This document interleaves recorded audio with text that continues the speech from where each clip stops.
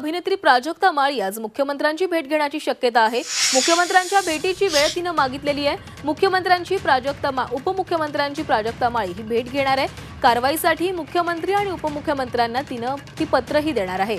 महिला आयोगाकडे तक्रार दिली असल्याची माहिती प्राजक्ता माळी यांनी दिलेली आहे। सुरेश धस यांच्यावर कारवाई करण्याची प्राजक्ता माळी हिने मागणी केली आहे। सुरेश धस यांच्यावर कारवाई न झाल्यास कोर्टात जाण्याचा इशाराही देण्यात आला आहे।